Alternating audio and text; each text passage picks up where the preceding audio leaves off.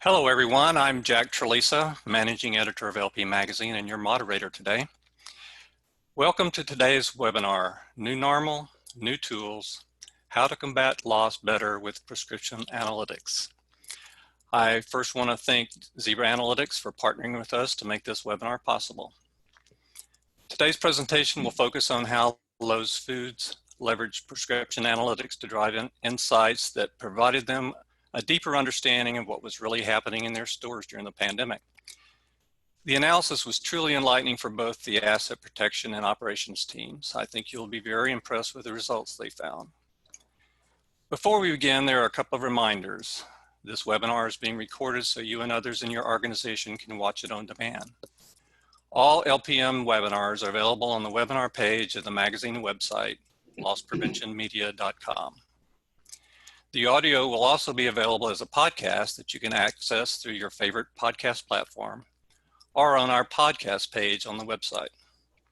If you have any questions about this webinar, please email us at webinar@lpportal.com.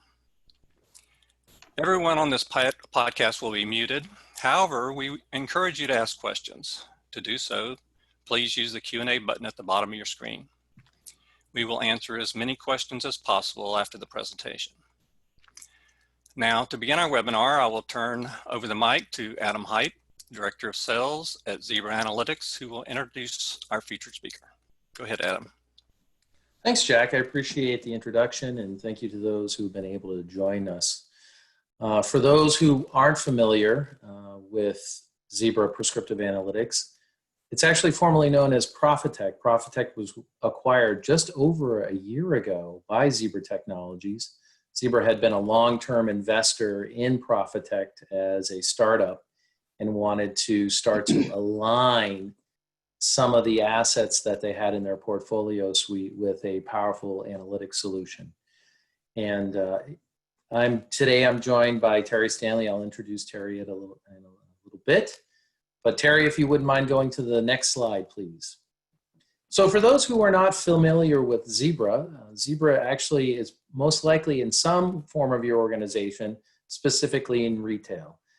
Zebra has a wide range of solutions that they bring to bear on the market, and they're used in a variety of different manners. But what is safe to say when you look at Zebra is that we lead the industry in a wide variety of these technologies, from mobile computing to printing to scanning, as well as retail analytics.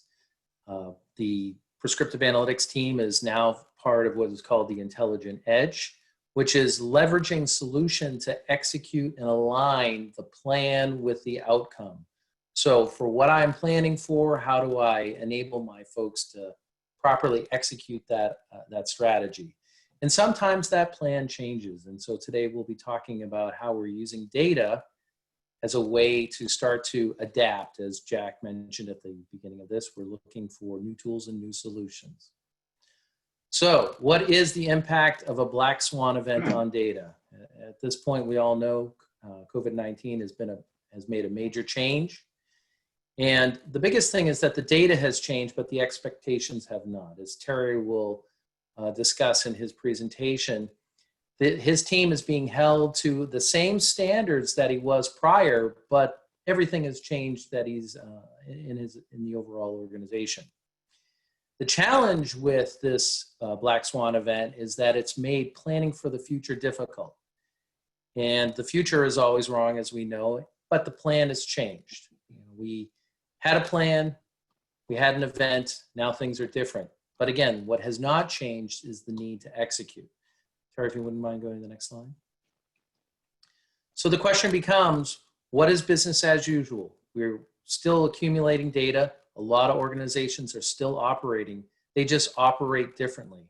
What you're looking at here in the slide is an aggregation of data from our client base, looking at transactions over time, and then how that changed effectively early March in the C19 event. And what you saw is that while visits have gone down, the average order values have gone up, the units per transactions have gone up, and a lot of it we understand because people, when they come to shop now, they're very goal-oriented. They're very focused on getting in and getting out, trying to minimize trips.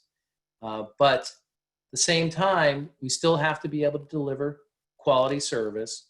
We still have to be able to have product available. We still need to make sure that the products that we're selling, we're getting full value for. So while things have changed, we still have to operate in the way that we're expected as loss prevention professionals, asset protection professionals, and folks in operations. Terry, if you wouldn't mind going to the next slide. For those who don't know Terry, he's a very humble and earnest man. It's an honor to have him as a customer. If you've never met him or had the privilege of hearing him present, I think you're in for an excellent time today. Just a little quick background on what Terry's role at Lowe's Foods. He is the Director of Operations, and his responsibilities do include operations as well as asset protection, workforce management, and store safety. For those who are not familiar with Lowe's Foods is based out of North Carolina. They have 81 full-service stores. They also have a presence in South Carolina and Virginia.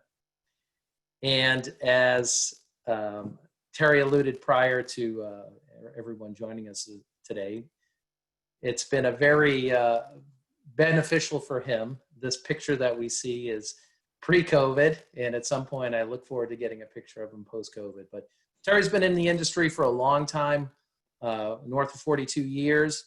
Most likely, if you're a part of Front Door, Back Door, you probably heard him present there. If you're in the grocery circle, obviously, you're probably familiar with him. But his specialty is operational excellence, shrink reduction, as well as guest and host satisfaction. Welcome, Terry, and thank you very much. Look forward to hearing from you. Adam, thank you very much, and it's an honor to be here and to share some of the information that I have today, and look forward to the time we have to spend together. Understanding that there's a lot of different types of retailers on here. Talk a little bit more about that in just a minute. But I've just included a picture of the outside of one of our stores. We are a full-service supermarket. We really try to look at all of the service areas that we can to offer our guests. So a lot of service departments, food court type atmosphere in many of our stores. We did recently just add an additional 50 IGAs through the purchase of W. Lee Flowers in South Carolina. To talk just a minute about my actual area of responsibility as it relates to the operations team that I lead. I have 26 direct reports, and about 17 of those are in asset protection. And as Adam alluded to, I also cover different areas of operations, labor, workforce management. So kind of a very unique double hat, if you will. Most operations teams are separated from asset protection and work very individual of each other, except when needed. Different for us in that we take a very operational approach to asset protection, and that allows me the unique opportunity to wear really multiple hats. I'd just like everyone to know that we're in year 4 of our partnership with Zebra Analytics. We're headed into year 4. It's been a very successful partnership under originally the Profitect brand, and it's been very instrumental in helping us improve our business. So we continually lean on this tool to really help us gain knowledge of how we can better serve the guest and do it more profitably. Again, for those of you that had an opportunity to meet and hear me speak at the PAC conference, I'm going to again today focus on how we drive asset protection KPIs through operational excellence on our front ends. And then really focus today on the data that we've learned during the pandemic. So as we came through the pandemic, what I know about most retailers is the pandemic either closed you and you were unable to open, and that is certainly a challenge of its own, or you were deemed essential, such as supermarkets, and you were able to remain open, which we were. What happened immediately in the food industry was restaurants were closed. About 50% of the food business in the United States that was going to the food channel through restaurants became mute, if you will, and all of that business was driven into the supermarket channel. We experienced an explosion of business, and it was, stores closing one evening and opening up the next day, with business more than doubling, sometimes much more. I'll talk a lot about e-commerce, that business. If you're in it, you certainly understand. If you're not, we had stores that e-commerce business was going up tenfold, well over 1,000% overnight, which really taxed our business and put a lot of pressure on our operations. The other area of self-checkout and some of those things that I'll focus on, and then the amount of people. And just to give you a little bit of insight up front, our organization has hired about 3,500 new hosts over the last 12 weeks. So as I began to dissect all of these changes, it really became important, as Adam alluded to. How are we going to do business going forward? What has changed? Everything seemed to be changing, but what could we learn in the analytics? So I have two people who really drive our Zebra analytics at Lowe's Foods. I have a manager of analytics, Tony, and an analyst, Carrie, that are just super at what they do. So I met with Tony and said, we've got data now. At about 8 to 9 weeks, we realized we have enough data to begin to understand what has changed in our business. And what I'd like to do today is share with you what changed within those KPIs at Lowe's Foods. It may be helpful to those of you in the supermarket business to look at your business and how you're training and going to business today as we try to unwind from this pandemic.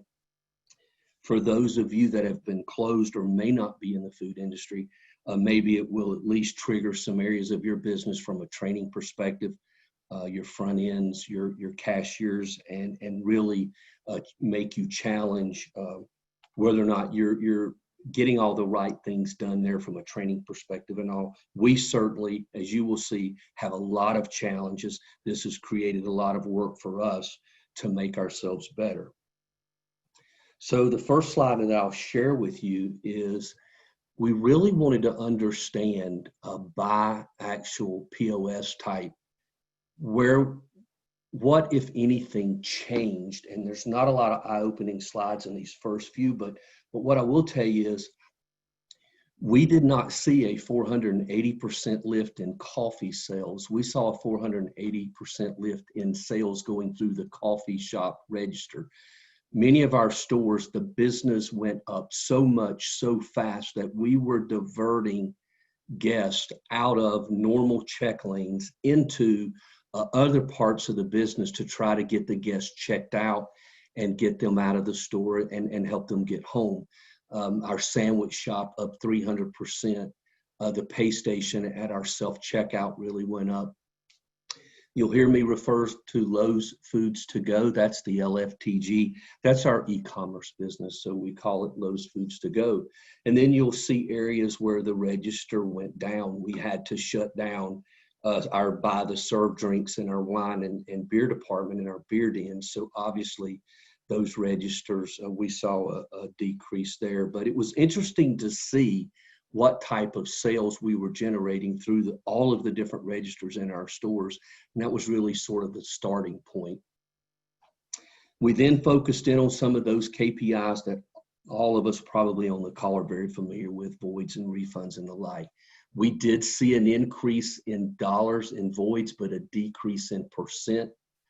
We were able to take this change off the table because we had a new store open several weeks ago, and we did a lot of training, about 150 new hosts, and that we were able to pinpoint those spikes in voids to that new store and that training.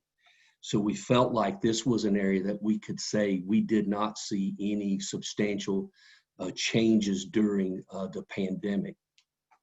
The same would go for a transaction to be voided off at the check stand. We saw these as a very even with the amount of business we were doing. But if you will notice on the last bullet point, we saw almost a 600% increase at our Lowe's to Go in e-commerce, and then a large increase at self-checkout. So again, this was the first flag that we saw that said there may be some changes happening in these two areas. Refunds, again, we did see a spike of about 8% in dollars, a decline in percent with the sales increase. We didn't see that as being out of line. And then there is an increase in the last few weeks, and we were able, again, through using the analytics, to go back in and dive deeper and go, why did this spike happen? And we learned that we got so backed up in our Lowe's to Go business at one point that guests were calling in and actually saying, I think I'll just come buy my groceries rather than waiting on the e-commerce order. Can you just void off that order? So again, we saw a spike at the end of this 11-week era, but we were able to go back through the analytics and actually determine what created the spike. Sort of took refunds off the table for us, if you will. Another item that we monitor very heavily is hand-keyed store coupons for rain checks and a variety of other different reasons. This KPI is an AP guy's worst nightmare. It's the opportunity for a host with a management override to go in and reduce the price of an item or key in a coupon. Again, you will see that dollars went down substantially, 40%, down substantially. Again, what happened was as the pandemic sales began to really explode, like many retailers, we stopped offering refunds or returns.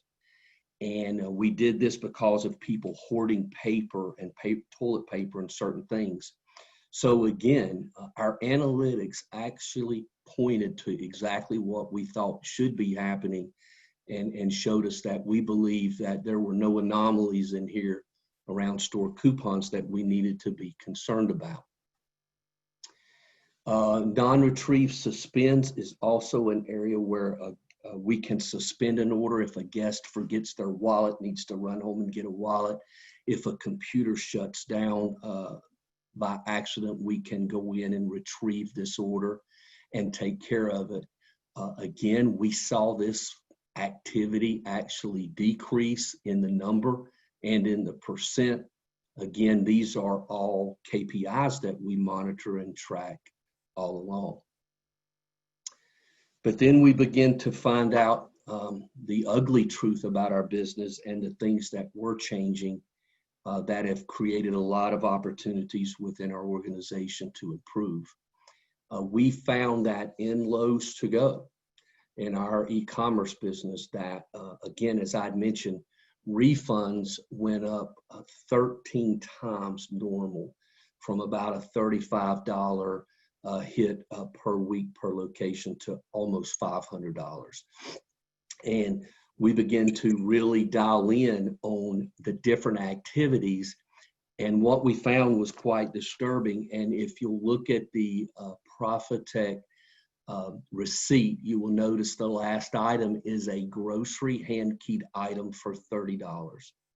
And this young man actually, the guest complained because they weren't able to get their full order. Again, we had supply issues, as have many with out of stocks because of the pandemic. You know, a guest may come in and on their e-commerce order, they ordered paper, toilet paper, or hand sanitizer, and we didn't have it. The guest complained. This cashier took it upon themselves to agree to give the guest $30 off their order, which is the first issue that hit. So he literally reduced their grocery order by $30. The young lady then comes around. She's the guest service leader. She social distance and she scans her scan badge and approves it without ever asking why. Again, a lot of training opportunities here. Why would a host just make that $30 decision with a guest without referring to management, getting management involved, and making sure that we were doing the right thing? This was the type of activities we began to surface. Again, that's been very, it's been very eye-opening through the data, but also disappointing in a way because of the changes in the business. The next area that we found that was a real opportunity for us was in the sale of alcohol, alcoholic beverages in all of the states that we do business in. You cannot sell alcohol before 7 in the morning, and you cannot sell it after close at night. Our e-commerce business went up so much that we were shopping during third shift and really early mornings. The register is designed to kick out alcohol. It will not ring the alcohol up. And what was happening was our Lowe's to go hosts were settling these orders in the middle of the night and then allowing the guests to pick it up the next day without charging properly the beer or wine. And we experienced thousands of dollars of loss, not because anyone intended. None of this is fraud. All of this are mistakes, it's misunderstandings, it's things that we had to clarify very quickly. And to this day, we are still finding opportunities, particularly on Sunday mornings. So if you have an e-commerce business that's doing shopping outside of legal times to purchase alcohol, this could be a serious issue for your business. We've now addressed this. We've used actually Zebra Analytics. We've used our Profitect to write some opportunities to now flag this so that we can quickly address it. The other area that is always a part of our e-commerce business is substitutions. Substitutions pre-COVID was about 35,000 for our stores and e-commerce. And what happens is the guest orders a 32-ounce spaghetti sauce. That particular item is out of stock. So they offer them a like item that may not be on sale, a different flavor, a different size. And we track this data through our data analytics. And we know that it was about 35,000 in that 11 weeks. This is a cost of doing business. We make these decisions knowingly to take care of that guest and make that guest happy. We saw that number go down during the pandemic 11-week time frame to about 20,000 because we weren't doing substitutions. And yet we still experienced about $20,000 worth of reductions in price. And you have to go back and ask how much of that was what I showed in an earlier slide when a young man or a young lady is just making a decision to help a guest and basically reduce the amount of the order. You also see items, or we saw items like the eggs that you see, where it came up not on file because it was a food service type item that we were offering. And rather than the host taking care of the guest and finding out the price and charging the order, they actually gave the items to the guest for free. In this case, 4 cartons of eggs. Again, all trainable, teachable, coachable moments, but in the height of the pandemic, these errors were being made at a much higher rate than we would like to accept. Moving on to self-check, again, as the stores were really being pushed with business, every register open, every host engaged, we found loss after loss where the guest would wait. The time that they were waiting would seem excessive, so they would assume that, well, I haven't got my receipt and everything doesn't seem to have finalized. Maybe their zip code didn't go in, or maybe there was a problem with their debit or credit card. The self-checkout light was going off.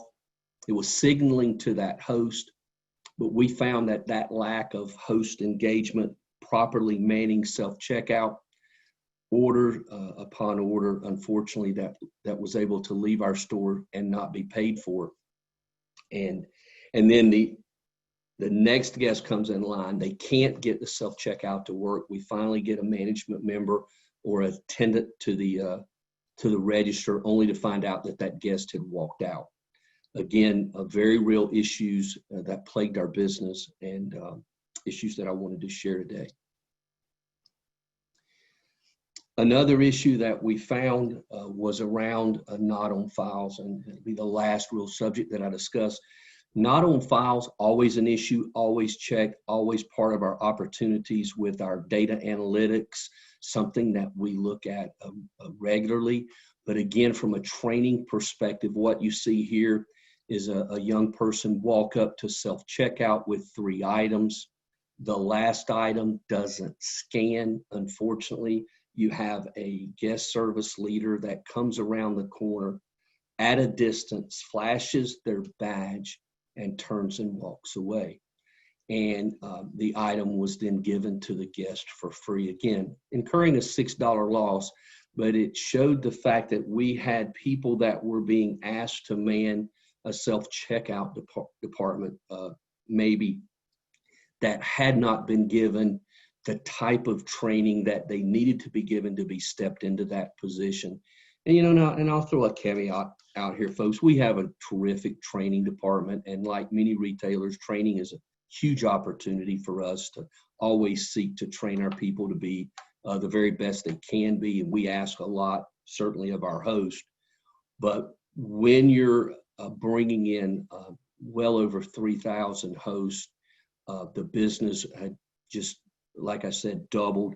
I don't want to make it sound like that we were a total train wreck. We were not. But this was a very real, very different, Adam called it a black swan. It was a black cloud for a few weeks, and we stopped doing a lot of things that we normally did because we didn't have the manpower or the ability to continue to do it, whether it was audit or particular types of training. So really eye-opening for us, all of us, in our business. And to talk just a little bit more about those not on files, you'll see that count went up 26,000. I put all these numbers in a by location because you may have 10 stores. If you're listening on this call, you may have 1,000. That is a 63% increase. And one of the things I'll call out is as the restaurant business dried up and the supermarkets were blowing through inventory, many government agencies lifted restrictions on being able to sell restaurant product in a supermarket. We were buying all of this product we could find. We were buying it from Cisco Foods, U.S. Food Service. If we could find product, we were buying it to stock our stores with. This is restaurant grade product. It doesn't have UPCs. It doesn't have ingredient labels, but the government said, we're okay with you selling it. So we were having to price this with very non-traditional means. It was not scanning through the register. Much of this product didn't even have, as I said, scan bars. So when you look at the amount of outsourced product we were buying, it created a huge increase in items that the host was having to try to figure out how to handle this if that price tag had fallen off. It was for us like going back 20 years in time before electronic scanners, and when we had to price everything. And it, again, was a big change to our business. And how so? Well, you'll see right here, guys, two instances of many where the item didn't scan. It was a different item for us. And in both of these cases, the cashier told the guest, well, we have a scan guarantee. If it doesn't scan, you get it for free. And they gave these items away. And we have a scan accuracy guarantee, but if an item doesn't scan, we go get the price. and we can key it in. Again, we've been able to write opportunities through Zebra Analytics to now point to these areas. And if there is an activity at the register now where a cashier scans an item not on file and we subsequently don't see a hand-keyed item, something being keyed in, then we get an opportunity out of our analytics, which is very, very helpful for us fixing this very quickly with our training. To see what that cost is, we believe that before COVID, that our average store loses about $2,500 a year to mishandling of not on files. Based on the data that we got with our analytics through the 11 weeks, we believe that number has increased about 48%, about $1,200 a store. Again, that led us to write some new opportunities. It led us through our data to really dial in and put some new practices in place that we think will help to address this. So in closing, these were the areas of concern that our analytics showed us during those 11 weeks. And again, just dozens and dozens of opportunities that Tony and Carrie discovered. And we've been working back through operations through our front end host and supervisors through our training and training departments and communication to fix those. Self-checkout, both transactions being voided off and just the accuracy and manning of those stations and those hosts being trained well to do their job. Our e-commerce business, non-permitted alcohol sales, avoided transactions, how we handle guest satisfaction, who can do that? Are we taking the time to do it accurately? And then, of course, we've revisited both our substitution and refund policies. And then lastly, not on files, the proper handling of not on files, especially as it relates to our food service product, which we're still using today. So these changes, as I shared with the Zebra team several weeks ago before we even got to this part of the webinar, I had been working on this, thankfully, with Tony and Carrie, that again did a masterful job pulling this data together.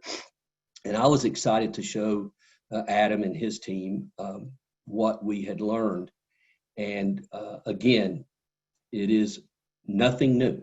It is more of the same, but we definitely saw areas of our business challenge that made us challenge all things communication, training, what's important and how we address it. So I hope that those of you on the call found this information useful, whether you're in supermarket retail or just retail in general, and that you can maybe find some new ways to go back and dig into your analytics and hopefully help improve your business. And with that, I'll turn it back over to Adam with a big thank you. Thanks, Terry. This was a really terrific presentation. I thought you did a great job. Before we start our Q&A, I want to remind our audience that this webinar has been recorded and will be available on demand in the next day or two. Terry, the first question we have is you mentioned your sales via fuel went down, but was that a transaction decrease or value decrease as fuel costs plummeted? It was both. I mean, we saw the use of fuel. I mean, as people were ordered to stay at home, our fuel business, both gallons and, of course, the price went down substantially as well. We saw that from both ends of the business. Okay, you also mentioned suspension of refunds for a period of time. Was that for all products, and for how long were they suspended? We put the suspensions on those probably about week 3 when we started seeing massive hoarding in paper and cleaning products. We would, if a guest came in with an item that was off quality, bad produce, or they got a steak that they didn't feel was, we were absolutely handling those refunds. But guests that were coming in with 3 cases of cleaning materials, we were telling them, that we were no longer doing refunds for those type of items. Okay, another question. When you see some of these errors being made, do you have any criteria to differentiate honest mistakes from potential fraud?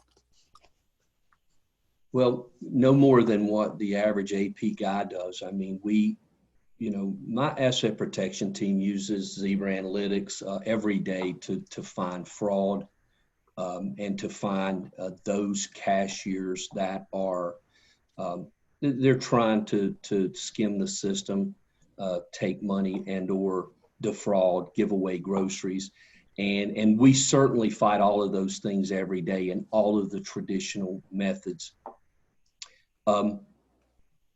These things, when we looked into what changed during the pandemic, why did these particular KPIs seem to go so far out of line, so far from the normal? And we kept coming back to new host or host making bad decisions or host trying to help a guest. And again, very few times were we able to tie it back to fraud. It was most often just, I didn't handle that right, or we were, handling more training or better training.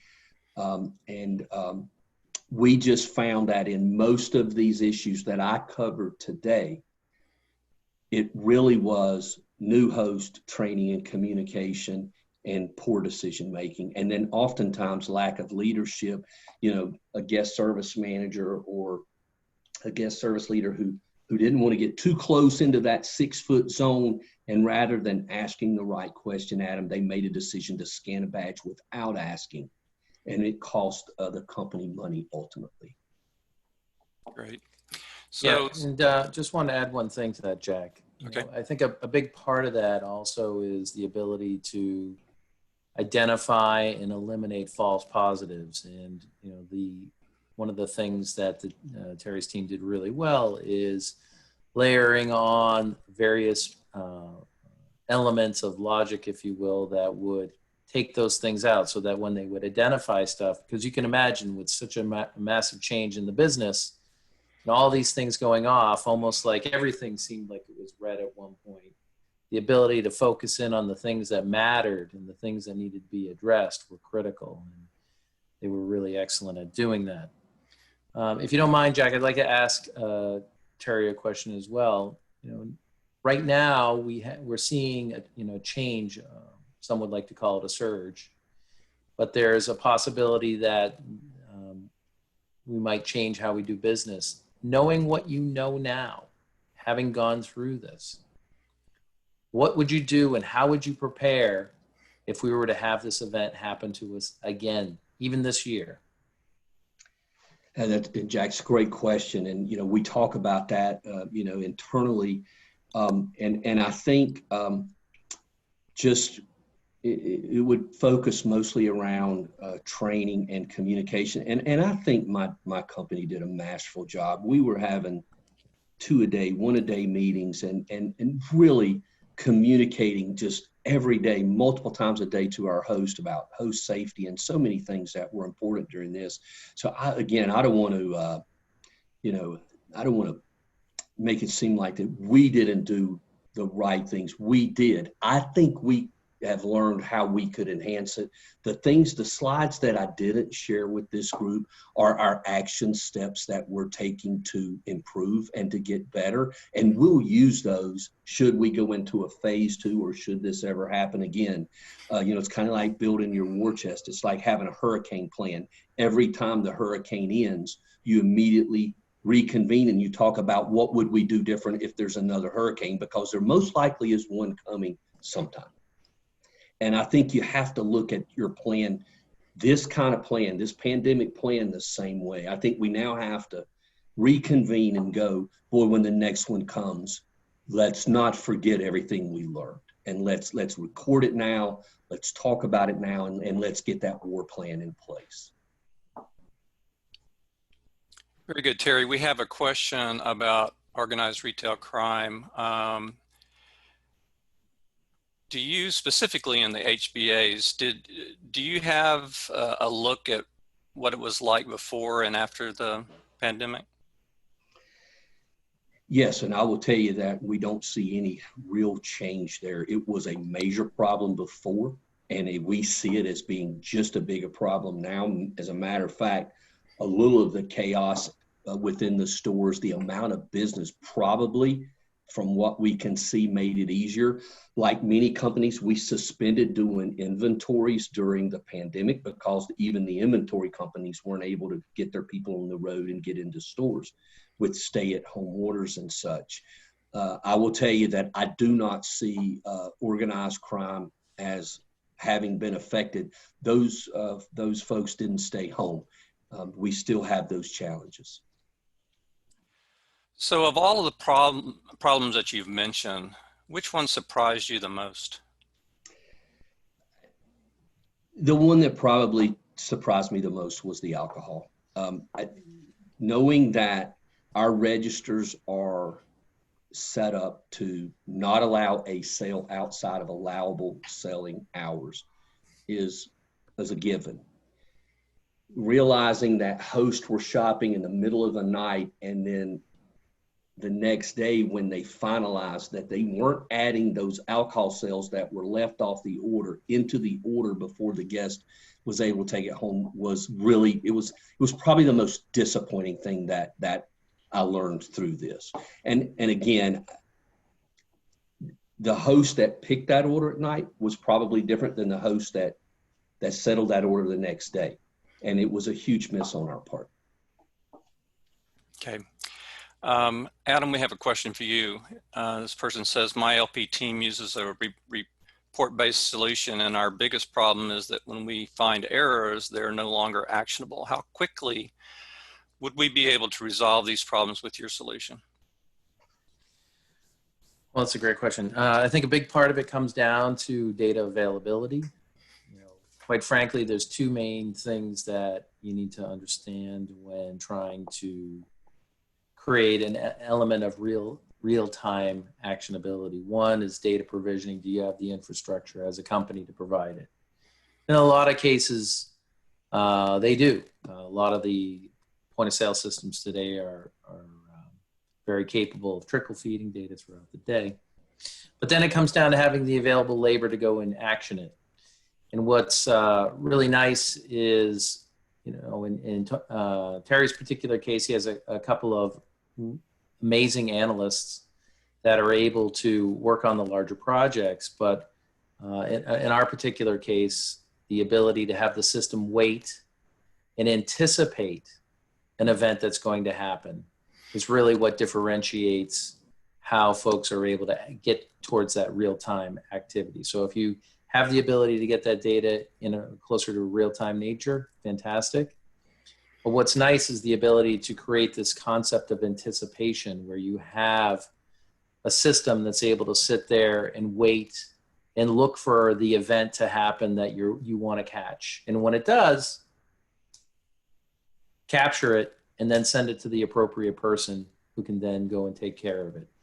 And a big part of that, obviously, is having the available labor. As Terry knows, labor management is critical. You could identify a problem all day, but if you don't have anybody to take care of it, that's a challenge. But having a system that can anticipate it, having something that can spell out what it was looking for, tell you what to do about it, that's really where it changes. And that's where we've seen a lot of success with our customers that are in that, what I'll consider real-time nature. And if I could add to that, Adam, also it's the focus of the company in general. I have a leadership team at Lowe's that very much buys into our analytics and how we use them. So opportunities are very important to them. And an opportunity for those not in the Zebra Analytics world is what is generated that Adam spoke about. When a store is generating an opportunity, it means that this particular event has happened. And anytime it happens, we want you to know about it immediately. And, we put reports out and our leadership will challenge stores and store managers to why would this opportunity have gone overdue or not handled? So they understand the critical nature of these things. They understand that our hosts are going to make mistakes. They're going to make, human errors. And then there's also going to be fraud. But if a store manager, a front-end manager is not, addressing those in real time. And then Tony and through myself, then we try to address the more global issues, the things that we could change that's going to help all the stores. But Adam, I think your point on, I think it's delivering it real time and then having someone dedicated in the store to respond to it then. Well, gentlemen, that's all the questions we have. Before we close, I thought I'd just give you, you, Terry, you, Adam, the opportunity to add anything else that has come to mind or not. Well, I'll lead off. First of all, thanks, Jack. Thanks, Terry. We appreciate it. As Terry, I've enjoyed actually this preparation for this webinar. I've learned a lot. It's been pretty exciting. This is the second in a series. The first webinar we did was with Rob LaCamari of Big Lots, and just how they were preparing their business and changing their business in light of what was happening. But one of the things when we started preparing for this webinar, Terry came out of the gate and he said, "I'm so thankful that I have data." And that's how the conversation began. And it's been very interesting. There was a life before C19. There's a life after C19. But one of the things that, Terry mentioned, which is you're very lucky in the sense that you have a management team that values the effort that you guys are doing and appreciates and understands how you can make an impact on the business. But what he did point out is that the expectations, the business might have changed, but the expectations remain the same. We still have to manage to get fraud down. We still have to find those bad actors. We still have to find where the process is broken. And the faster we find it, the faster we fix it, the better we'll be able to reap the benefit of what this black swan event, this change, this massive change that set their business on fire. The growth was amazing. They want to hold on to it, and they're using data to do that. And it was a very exciting beginning, and I really appreciate the experience, and thank you so much. And I would just like to say, thanks to the Zebra team. I enjoy sharing and always trying to look at how we can better use the tools that we have as a company. And of course, the Zebra Analytics piece is a huge part of our AP team. I just want to throw a shout out. I hope Tony and Carrie are listening. They do an amazing job. I have a tremendous AP team at Lowe's. I'm very blessed and very much appreciate what they do. They make all of this possible, trust me. But for those on the line, just thanks for giving me the opportunity to share again. I think that's how we get better. We're all out here fighting some of the same issues, and asset protection is certainly something that crosses all lines of retail. So we'd love for you folks to reach out if you ever want to share some ideas. Certainly pick my brain, and I'd love to hear your thoughts and ideas as well. And again, just thanks to the Zebra team for giving me a chance, and Guy and that whole group. It was really a lot of fun getting prepped for it, and very much I appreciate the time. Thank you. Well, thanks, Terry. Thanks, Adam and the Zebra team. Everybody did a great job. I just wanted to remind our attendees, Adam mentioned the Big Lots webinar that we hosted a couple of weeks ago. That along with this webinar are on demand on our website. So check out losspreventionmedia.com on our webinar page, and you'll see this webinar and all of our other webinars that we've had over the last several months.